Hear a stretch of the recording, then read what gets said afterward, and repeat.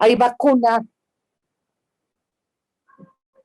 hay vacunas que se utilizan, la preparación de la vacuna se inocula, por ejemplo, en el huevo, en el embrión de pollo o en el embrión de pato, ¿sí? O hay laboratorios que no hacen vacunas, pero que hacen productos hormonales y que obtienen esos productos del suero de caballo o del suero de la yegua, por ejemplo, para los estrógenos, la progesterona, la testosterona, todo esto. Bien, no sé si me pude explicar en relación a los agentes biológicos. Y Sí. también, Claro. y también tenemos del reino vegetal plantas que son tóxicas. Yo no sé si alguien de ustedes, porque se usa para adornar, como planta de ornato en casa, las plantas, ahí se me, hoja elegante. Es la savia bruta elaborada de esa planta. Si alguien parte una hojita, va a ver que es una savia muy, el líquido que va a salir es un líquido blanquecino, muy parecido a la leche, pero contiene toxinas que son irritantes, que causan inflamación y que ha habido casos en que niños o mayores, digo, pero es más común en los niños, que hayan mordido esa hoja para cortarla o las propias amas de casa, y resulta que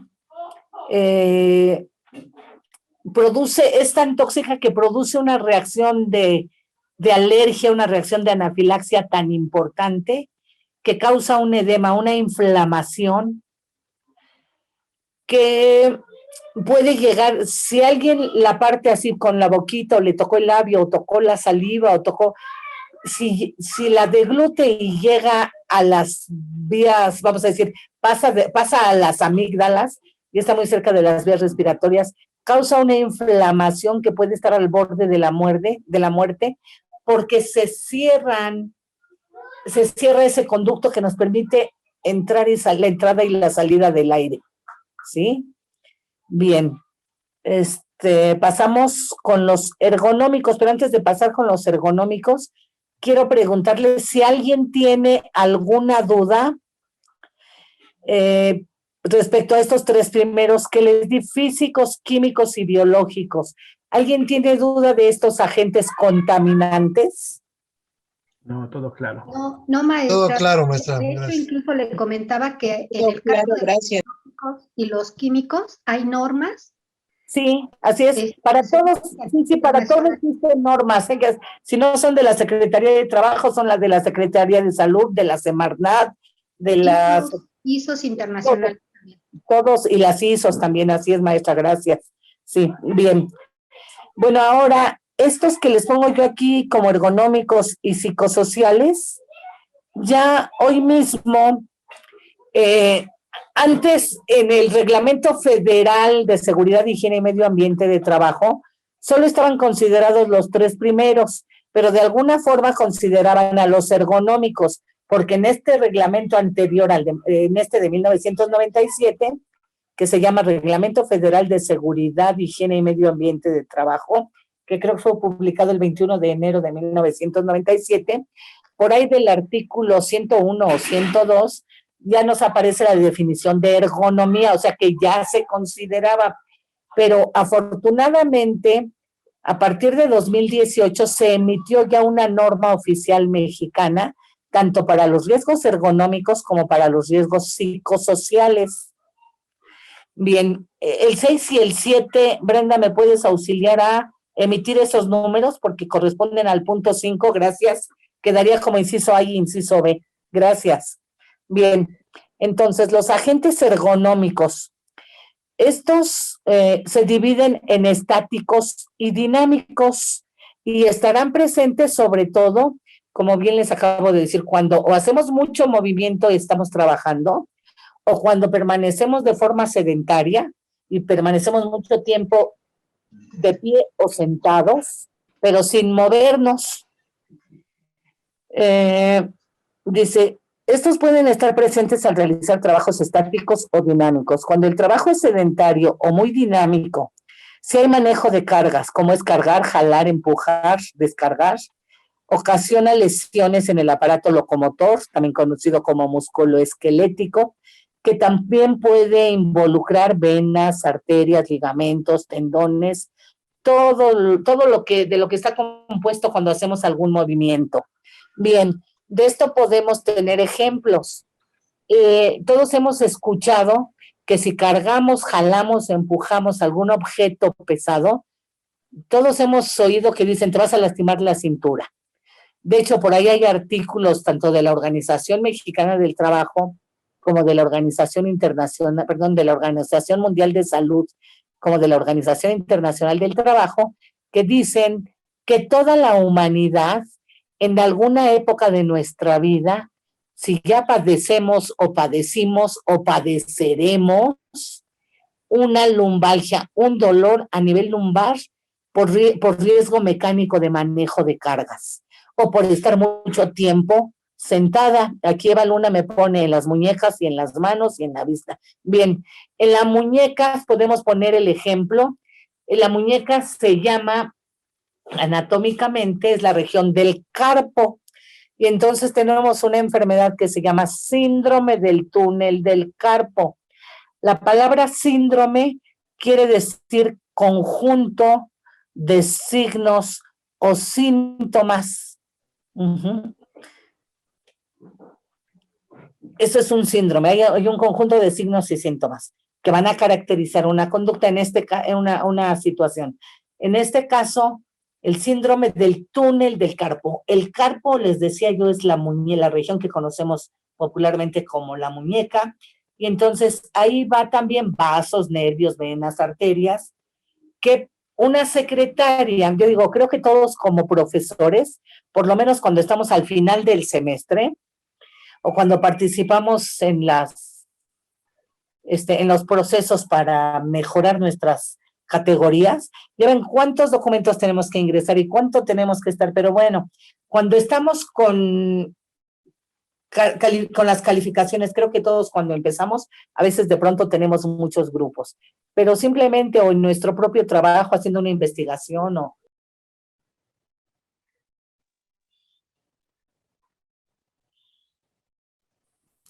Maestra, apagó Cerró su su micrófono, micrófono, no se maestra. oye nada. Te silenciaste, Marce.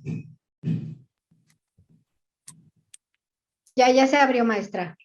Perdón, estamos pegados a la computadora y el teclear, aunque hoy la computadora con solo el contacto con las teclas ya no es igual que cuando eran con máquinas mecánicas, por ejemplo, pero aún así el movimiento del ratón y el movimiento que hacemos de la muñeca sobre el teclado, a pesar de tener teclados ergonómicos o ratones ergonómicos, se lesiona, se inflama. El túnel del carpo es un espacio virtual que, o sea, es un espacio que ahí existe porque está ocupado, pero cuando ese espacio se inflama precisamente por tanto uso, por tanto movimiento, se ocasiona lo que por ahí me decían, la lesión del síndrome del túnel del carpo. Y así podemos encontrar el codo del tenista, para las personas, el síndrome de Kerviaín, tendinitis por esfuerzo, por ejemplo, en las costureras, las personas que cortan la tela, que cortan periódico, que utilizan, bien, esos son algunos ejemplos. Bien, no sé si me pudo explicar así de forma rápida lo que serían los riesgos ergonómicos. Sí, maestra, muy claro. Bien, hoy día ya más que agentes contaminantes les llamamos factores de riesgo. Y claro, aquí nos pone el maestro Andrés Monroy, el uso del celular y sobre todo cuando nosotros lo estamos, porque lo ideal sería siempre tener un soporte y tenerlo así, pero no en todos lados tenemos dónde poner ese soporte, ¿verdad? Entonces también el uso del celular por mucho tiempo, de pronto los que cuando empezamos Hoy yo estoy ahorita trabajando con el teléfono porque la computadora no sé qué le pasó a mi dispositivo y nomás no pude entrar, yo los veía, pero no me escuchaban, es algo con el audio, ya con calma lo voy a ver. Afortunadamente lo tengo recargado aquí sobre la computadora, pero cuando empezamos con las clases en línea, yo creo que muchos de nosotros a lo mejor empezamos a trabajar con el celular. Y también el uso del celular, el tecleado, todo eso nos ocasiona este ejemplo que les pongo yo, lesiones en las manos, en los dedos, etcétera. Bien, ¿alguien tiene alguna pregunta o quiere agregar algo en relación a los riesgos ergonómicos?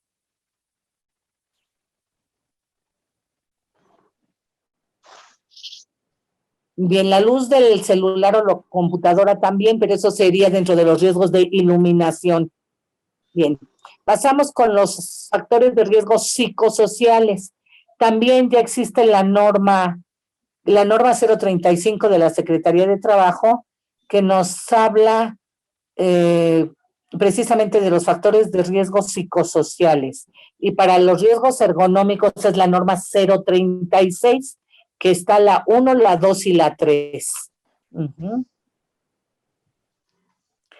Exacto, aquí la doctora Fabiola nos dice que hay que colocar los protectores en las pantallas para evitar precisamente ese daño visual, ¿no? Esa radiación.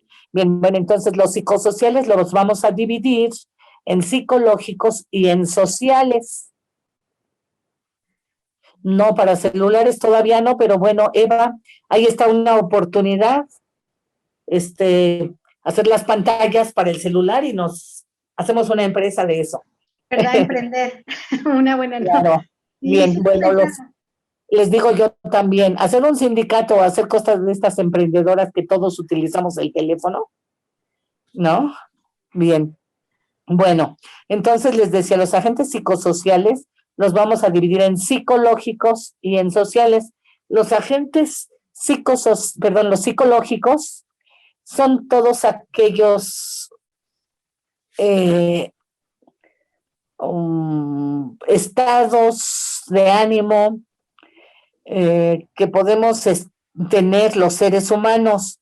Aquí puse algunos ejemplos como angustia, ansiedad, estrés, que es todo lo que nos ha pasado ahora en ansiedad, angustia, estrés, depresión, ahora en esta etapa de pandemia. La mayoría de las personas hemos padecido eso en algún momento de esta etapa, de lo que vamos de esta pandemia. También puede ser enojo, cólera, ira, pero también el enamoramiento, la alegría, acoso, duelo y bueno, cualquier situación que nos distraiga de nuestra actividad laboral, por ejemplo, en una etapa de duelo. La etapa de duelo es por pérdida de algo. Podemos haber tenido una noticia que nos dan un diagnóstico que perdemos la salud, que perdimos la mascota, o que falleció nuestra mascota, o falleció un ser querido, o el divorcio, o perdimos el carro, o sí, cualquier pérdida que represente algo muy doloroso para nosotros.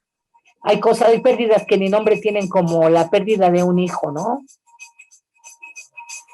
A mí a veces alguien me preguntó que qué será peor, si perderlo o saber que vive pero no lo encuentra, ¿no? Están perdidos, sin saber que murió o tenerlo. Y dije, pues yo creo que muere y por lo menos sabemos dónde está, pero no sabemos si vive, si muere y dónde está y en qué condiciones.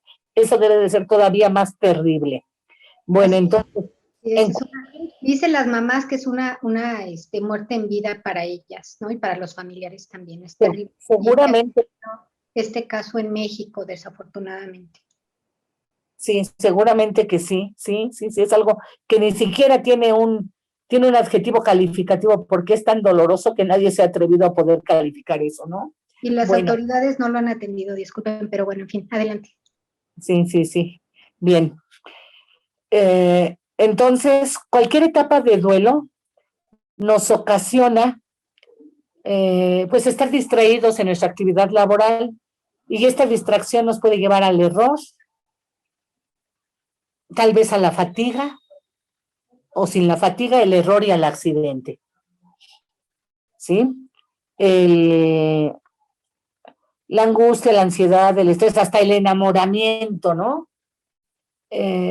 Está uno pensando y que a qué horas voy a salir y que a qué horas esto y que dónde vamos a ir y igual nos distraemos con mucha alegría, como dicen, con mucha alegría y con mucho entusiasmo y llegamos al error y al accidente.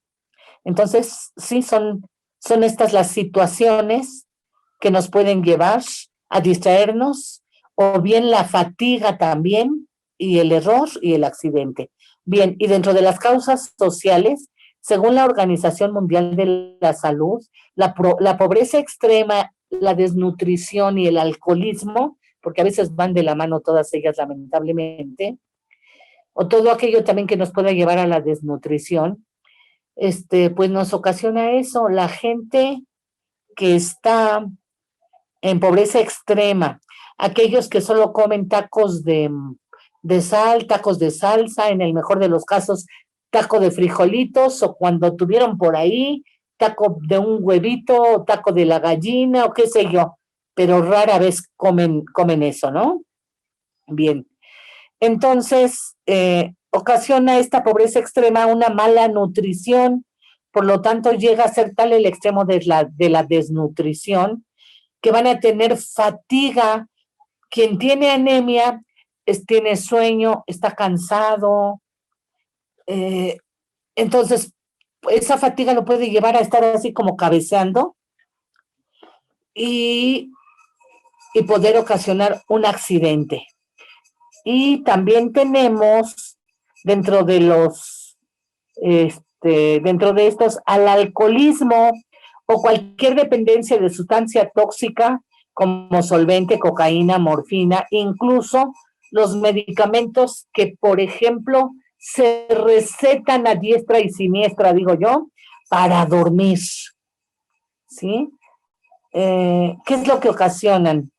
En estos casos, ocasionan que tanto pues el organismo no está en condiciones, ¿no? Está relajado, porque eso es lo que ocasionan.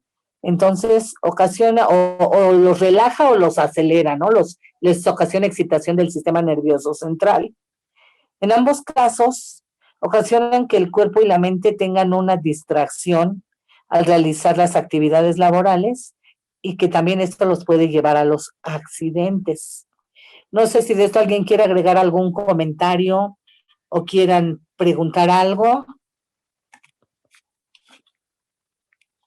Bueno, continuamos con las siguientes definiciones. Entonces, aquí nada más hacer énfasis en que puede ser desde un medicamento que me recetan por la angustia, por la ansiedad, por el estrés, por el insomnio, el que puede ser el causante de un accidente. Pero aquí voy a hacer un paréntesis tantito, eso luego lo vamos a ver con calma, espero que nos dé tiempo, en donde en la Ley Federal del Trabajo, no me acuerdo el artículo, creo que es el artículo 132, no, el artículo 132 o 135 se me fue, en la fracción quinta nos dice que los trabajadores tenemos la obligación de proporcionar la información al patrón cuando estamos bajo la influencia de medicamentos y debemos de presentarle la prescripción médica al patrón o a capital humano para que sepan que estamos bajo el efecto de una sustancia ajena a nuestro organismo, porque si no damos aviso de que estamos tomando un medicamento, que estamos bajo tratamiento médico, voy a poner el ejemplo más sencillo. Tenemos gripa y nos autorrecetamos. Los medicamentos que se utilizan para la gripa, tenemos la facilidad de comprarlo hasta en la tiendita de la esquina. En la farmacia no se necesita receta, se llaman antihistamínicos. Y lo que ocasionan es, sí disminuyen las secreciones, causan somnolencia y disminuyen los reflejos. Las reacciones son más lentas. Si ustedes han visto, y hay infinidad, Dualnordina, Frinex, Contax, etcétera, etcétera, etcétera, desenfriolote, digo yo, en donde puede ocasionar Bueno, ha habido ocasiones en que por una sustancia, por un antihistamínico específico, hubo algunas muertes por algún daño cerebral. Puede ocasionar también, aquí me ponían taquicardia, puede ocasionar alteraciones cardiovasculares. Entonces, tenemos la obligación de dar aviso al patrón, porque les digo, además, este tipo de sustancias que hay, pues un XL3, un Dual Nordin, el nombre comercial que quieran, nos va a causar somnolencia y disminución en nuestros reflejos, lo que nos puede condicionar, llevarnos a un accidente, y el accidente puede ser fatal si se manejan equipos pesados, ¿no? Incluso algunos traen la leyenda de prohibido, si está bajo el tratamiento de estas sustancias, se prohíbe manejar material, equipos pesados y vehículos automotores. Entonces, hasta para el vehículo, porque los reflejos no son iguales. Bien, entonces solo era ese paréntesis para poner un ejemplo de los medicamentos. Ahora sí son el clonazepam, el diazepam, todos estos que recetan para dormir, para el insomnio, pues igual, al día siguiente a veces hay dolor de cabeza, sigue la somnolencia, en fin, hay que tener mucha precaución. Bien, vamos a continuar con algunas otras definiciones que me parece que son fundamentales para poder comprender pues lo poco que nos va a dar tiempo de revisar en este programa, en este curso. Entonces tenemos algo que se llama acto inseguro. ¿Qué es un acto inseguro? Bueno, es la acción que realiza el ser humano, es una acción que va a realizar el trabajador con un alto grado de probabilidad de ocasionar un daño. ¿Y por qué? Porque está realizando una actividad que está fuera de la normatividad de los procesos que previamente ya fueron establecidos. Dice, bueno, y ese daño puede ser a las instalaciones, al equipo, al material, al proceso productivo, incluso a las personas, a los trabajadores, porque realiza acciones que se salen de los estándares, como les decía, que previamente ya fueron establecidas como medidas de seguridad. Bien. Entonces, acto inseguro, ¿sí? Es una acción fuera de la normatividad y que no es segura, un acto no seguro, vamos a decir. Ahora vamos a ver un acto peligroso. Está presente dentro de las actividades que le fueron asignadas. Por ejemplo, los señores que transportan el gas, ya sean los cilindros de gas, o los que manejan las pipas de gas, o los que manejan las pipas de Pemex, están realizando una actividad, un acto peligroso. ¿Por qué? Porque el peligro está en llevar, vamos a decir, el propio peligro es o el gas LP, o la gasolina, o el diésel, o lo que estén transportando, y entonces al manejar ese camión es un acto peligroso. O cuando los despachadores del gas estacionario están conectando las mangueras, pues es parte de su obligación, es parte de su trabajo, pero es un acto peligroso, pero está presente como una obligación de las actividades de esos trabajadores. A ellos los contrataron para realizar esa actividad que es peligrosa. No sé si me pude explicar. Sí, maestra. Bien, continuamos ahora con las, ya hablamos de actos, ahora con las condiciones físicas inseguras. Y aquí nos referimos al estado físico en que se encuentran las instalaciones y que pueden ocasionar un daño. Y como ya dijimos, ese daño puede ser al equipo, las instalaciones, la herramienta, la maquinaria, pasando por el ser humano, pero también puede ser un daño ocasionado al entorno, a la comunidad, al medio ambiente, como pasó en San Juanico, ¿sí? Bien. Ahora, entonces esa fue la condición física insegura, algo que está mal, que no se repara, que no se le da mantenimiento, puede ser incluso el piso mojado, que se caiga, algo que está mal estivado y que se caiga, etcétera. Bien. Ahora, ¿qué es una condición física peligrosa? es una condición, como les decía hace un rato, que les decía, que está presente en el centro de trabajo y no lo podemos cambiar. Ejemplo, la presencia de explosivos. Es una empresa que se dedica a barrenar los terrenos para venderle a los constructores, o trabaja para las constructoras y intentar aplanar ahí el terreno, ¿no? O bien la presencia de explosivos en la pirotecnia, que cada día nos enteramos que lamentablemente es muy frecuente que haya accidentes, ¿no? Bien, ahora vamos a pasar con otras, si ustedes no tienen hasta aquí una pregunta, hablar de enfermedades de trabajo. Esta definición ustedes las podrán encontrar en el artículo 400, estas tres que vamos a mencionar, en el artículo 473, 74 y 75 de la Ley Federal de Trabajo. Y aunque aquí empieza con enfermedad de trabajo, voy a comenzar yo con riesgo de trabajo. ¿Me auxilias, Brenda? Yo espero que más abajo esté riesgo de trabajo. Ahí está, sí. Riesgo de trabajo es el artículo 473. Gracias, Brenda. El artículo 473 de la Ley Federal del Trabajo, y que nos dice: riesgo de trabajo son todos los accidentes y enfermedades ocasionados en ejercicio y con motivo del trabajo. ¿Qué quiere decir esto? Que son todas las lesiones que ya pueden ser accidentes o enfermedades, pero que tienen su origen o motivo en el trabajo, ya sea en nuestro lugar de trabajo, haciendo la actividad que estamos obligados a realizar, en nuestro lugar de trabajo y con el equipo adecuado de trabajo. Pero también puede ser que estamos, por ejemplo, hoy día esta capacitación es en línea.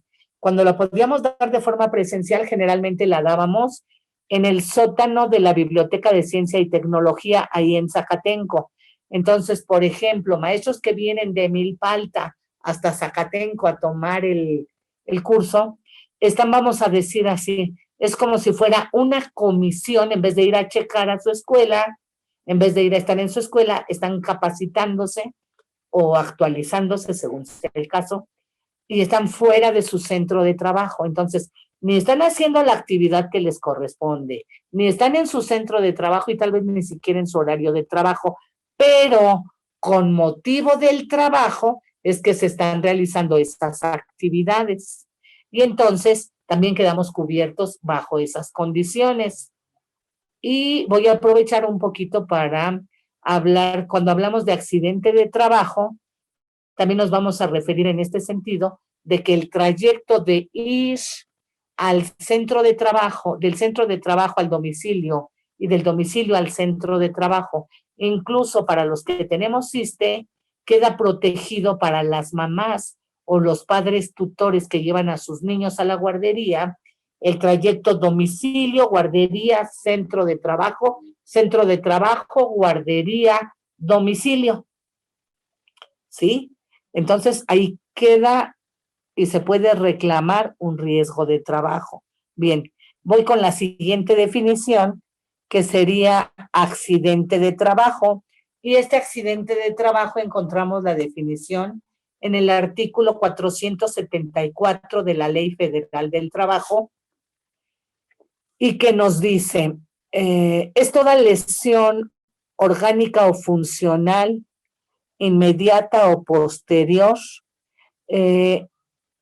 no importa el tiempo en que se presente,